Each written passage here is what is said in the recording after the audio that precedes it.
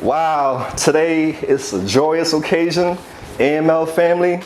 I don't think anyone would look at Corey and say this is the same person that we saw almost a year ago. So Corey, I'm so happy that you hit me up and give us a little update. What you want us to know as far as how did it get so deep and how did you get to this point where you're at now? Basically, I just, after talking to you, I guess it's been about 15 months now, I just couldn't do it anymore. I decided to just go to the hospital and, you know, try to get my life back. Not having somewhere to sleep, nowhere to shower, nothing to eat, and just like the pain and being a slave to that drug was just, it's something you really can't explain. And you know, after being in the hospital, I decided to go to rehab, and from there I just kept going. I was in rehab for 6 months, and I went to a recovery house for another 8 months, and now I'm on my own. How long were you in Kensington for? I don't even know, 8 years, maybe longer, I don't know. All right, 8 years. I mean, it felt like forever, but also it felt like all that time that I missed went by in like a flash. So it's just crazy. When you was in Kensington, what was you on drug-wise? I was on fentanyl and crack. Well, fentanyl, xylazine. I started, when I first started, it was heroin. So just, you know, over the years, the drug changed, and using it, you have to change with it, because as it goes in your body and builds a tolerance, you know, that's all there is to use. You know, that's all that's out there now. What would you say was your turning point in Kensington? What clicked in your mind of like, I gotta get out of here? You know, besides not having, you know, anywhere to go and being on the street, the wounds you get from xylazine is really what probably pushed me like the most, because when I went to the hospital, I mean, I was in and out of the hospital for months, but it just kept getting worse. And you know, when they told me if I don't stay in the hospital and get surgery and, you know, get these wounds in, you know, under control, then I would lose my legs, and I didn't want that. There's so many people out there that don't have legs, don't have arms, and you know, for me, that was like the click in my head. I mean, and I wish it was for everybody else, but people are going out there and losing multiple limbs, not just a leg. They're losing both legs, or a leg and an arm. Like, it's crazy how deep this drug can really take you. It's a disaster. Turn your life into a nightmare. All the things you say you wouldn't do, you end up doing. So how old are you now, Corey? 34. Your family, how do they feel about this new Corey? My family is so happy that, you know, I'm sober. If it wasn't for, you know, my family, I wouldn't be here. Like, the support that they give me it's crazy, because all the things that I've done, you know, I wouldn't have expected them to have my back the way they do. And, you know, my mom is so proud of me, and my sister, she's been there for me since, you know, since day one too. I don't think I asked you this question. If I have, forgive me, do you have kids? I do. I have 2. And where are your kids currently? My one is with his father, and my other son is 18, so. Do you stay in contact with them? Not right now. Okay, I hear you, but eventually I would plan like on, to, right? yes. That's awesome. Have anyone in your family struggle with addiction besides you? My father and his side, yeah. Did it get to the point as bad as yours did? No. All right. Are your dad still alive? No. May his soul rest in peace. Thank you. What would you say was the darkest time in your life while you was in addiction?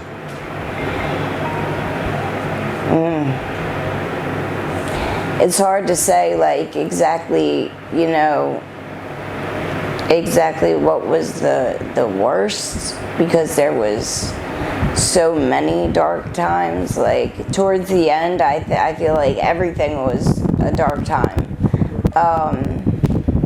I don't know if you had interviewed anybody down there. I don't know if it's going on now, but it was when I went to the hospital. There was something called Shigella going around. I don't know if you remember that. And people were getting really sick, and they were like, they were having diarrhea with like blood in it, and people were getting really sick.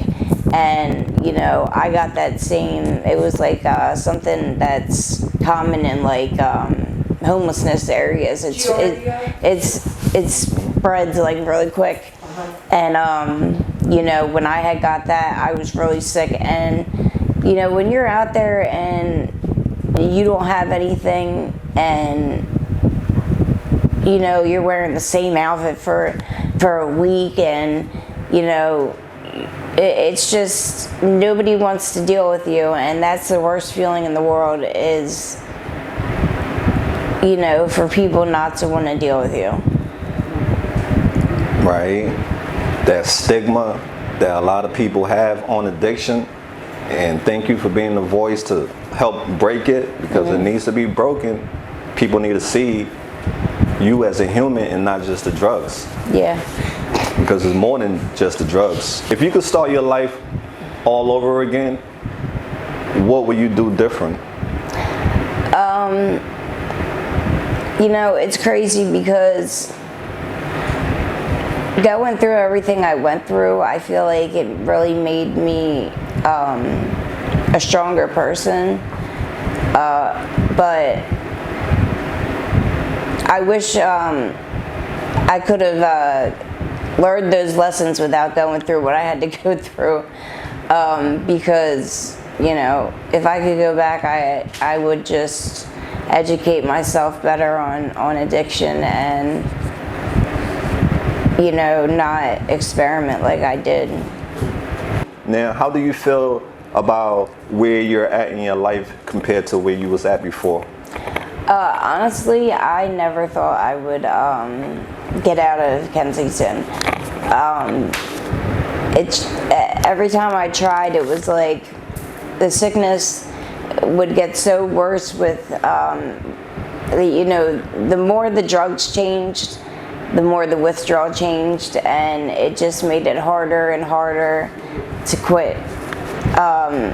You know, I was good at going to the hospital and leaving in 3 days, or going to, you know, Kirkbride and leaving after 3 days.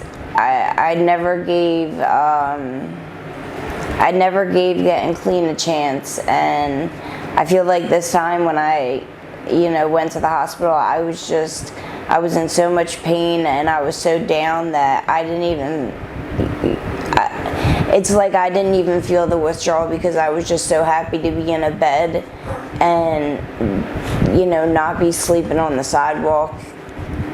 And before I know it, like a month went by, and, you know, I just chose to keep going. So what would you say is the hardest part about staying clean? I guess learning, like, what your triggers are and how to get past those urges, because even though, you know, I'm clean and, you know, I'm not sick or anything like that, it's still hard. You still think about getting high, but the minute I think about getting high, I remember how sick I was and how not worth it is to throw everything away. Because in a matter of a month, I could go out there and lose all of this. And that's the question I had in mind too, like when the cravings come, because they are gonna come, Right. how do you deal with it? And you answer that and you reflect back to the life you lived before, and that encouraged you to stay on the right path, right? Yeah, you got to Looking back. keep busy and keep yourself occupied. Go to meetings, talk to people. You know, I make it a point to always talk to my mom, talk to my sister. I'm on methadone, so I see people that I'm in the clinic with every day that I can talk to. So I never sit in that feeling. Okay, that's great to hear. My mom is definitely like my #1 supporter. You know, I put her through a lot that, you know, is hard to forgive myself for, but you know, she's always been there, and I am so grateful to have her. And my sister, she's always been by my side too. You know, they never gave up on me, and I'm just grateful to have both of them. What's your daily routine, your day-to-day life? I get up, I eat breakfast, I go to the clinic, I get dosed. You know, there's a couple friends that I have at the clinic, and I hang out with them for a little bit, and then I come back home. You know, I'll talk to my mom or my sister, watch movies, you know, just keep myself busy. I'm just proud of myself for sticking with it. Awesome. And when times get tough, how do you stay motivated? Just looking at those pictures of what of where I was, and what I can easily fall back into if I'm not careful. So during this time that you have been on this recovery journey, have you had any setbacks? No, I have been clean since August 19th. The day I went to the hospital was the last time that I've used, or, you know, since that day I have not thought about going back out there. You know, I was at 8th and Gerard for 6 months, and when my insurance was, you know, ready to have me leave, I didn't have anywhere to go. So, you know, I fought to stay there until I found somewhere, and I did. And then I ended up being somewhere else for 8 months, and my name came up, and here I am. Right.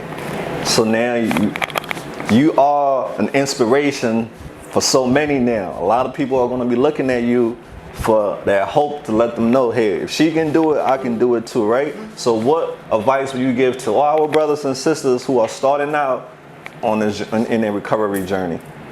You know, there's a lot of people that I would be around out there that, you know, if I saw them now, I would just want to tell them, like, it's possible to live a normal life without using. I used to think, like, you know, if I get clean, then what? Like, how am I gonna feel normal? And once you do it, like, you don't need that drug to feel normal once you get to that point. You just gotta get through. I feel like those first 3 months are like the most crucial, and once you get through that, like, just keep going. Yeah, right. The longer you stick with something, the easier it becomes later on. Yeah. I know that's for sure. So what advice would you give to the folks who are in active addiction? You know, if you're out there, and, you know, this isn't, I'm not saying this just for people who are dealing with the wounds, but if you have wounds right now and you're out there using, get yourself clean, because they're just going to get worse. You don't want to, lose your limbs like everybody else is. Just, go to the hospital. The hospitals will help you. You're not going to get high, but you're not going to be sick. The hospitals are really doing everything they can to try to make people comfortable. And I never believed that until I went. And as long as you tell them what's going on, they help you. So now with addiction, just because you're using the drugs, a lot of people think, oh, I'm using the drugs, my family, I'm only doing it to myself. But in reality, you're doing it to your family, yes. Everyone who loves you. So everybody suffers. Exactly. So what advice would you give to families who have a loved one who's struggling with addiction? If you have somebody you love that's in addiction,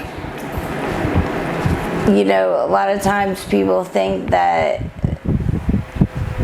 they don't care about anything but themselves, and it's not that, it's the drug.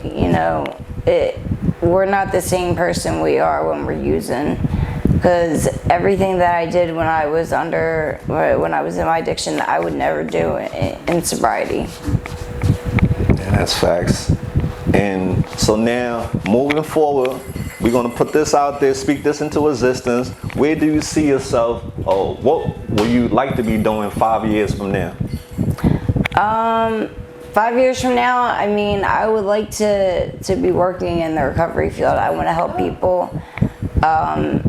It's hard. It's hard to get clean, and it's hard to start your life over, but it's possible, and I would like to help people. Hey, we need more people on the other side to keep shining light in the darkness. Those who have been 10 toes in the war themselves. They can relate to the people out there and those who haven't. So what's your new obsession now? My new obsession? I don't know. Nah, I don't even know. And you'll get it, whether it's watching TV or it's this little kitty cat you have over here, or it will come to you. The cat definitely keeps me busy. Right, that's awesome. You have somebody to take care of, and you're not going to be alone. Mm-hmm. What lessons have you learned from everything you have been through in life? I've been through a lot. I don't know. There's so many things. Nothing can prepare you for what you're going to go through out there if you're using. There's a lot of things that happen down there that I don't know. It's just a different world. It's a different world, and the rules don't apply out there. And it's just, I don't know, it's hard. Not everybody makes it out, so, I'm grateful I did.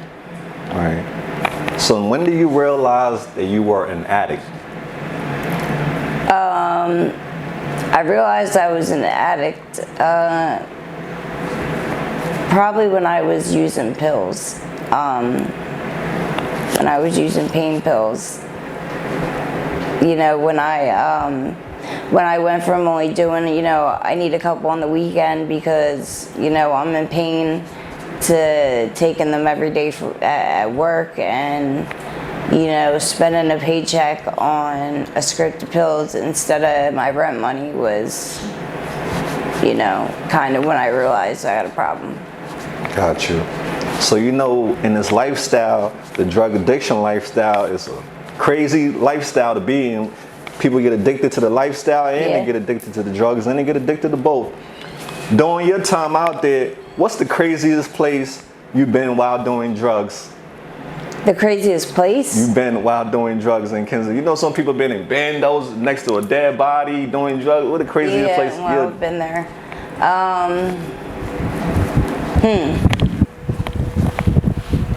Yeah. I actually remember getting high in an abando and I woke up to all the trash on the ground. I guess there was people getting high upstairs that had candles lit, and I remember waking up to the whole top floor being on fire of the abando, and that was pretty crazy. Okay, so yeah, a lot of people want to help you, Corey, and they asking how can they go about it, because you have a new place. First, tell us what help you're in need of. You know, I'm still working on getting, you know, stuff that I need. I'm working on getting furniture still. I don't know, like, I'm starting my life over, so everything, you know, shoes, clothes, furniture, I'm starting over. Yeah. Linens, yeah. I'm a large, extra large. I wear a size 8 in shoes. Do you have a Cash App or a Venmo if people want? I do. All right, Yeah, so you're gonna send me your Cash App and I'll put that on in the video. Okay. And you also are interested. You thinking about opening a PO box, right? Yeah. One thing I would like to say though is, you know, meeting you out there helped me a lot. Oh, thank you. Just every time you interviewed me and I reflected on what I was really going through, you know, it made me think a lot about what I was really doing with my life. And, you know, it's hard, but the help is out there. And, you know, all you gotta do is ask. Right. Drugs are a disaster. We all can say drugs are a disaster, and it's a nice thing that you don't have to worry about that anymore. Right. Right. Your life is not in a crisis anymore. Right. Beautiful things are happening Out for you. of the chaos. This is a gift from the AML family. We got 3 for you. There you go, Thank love. you. Thank you. We want to see your reaction.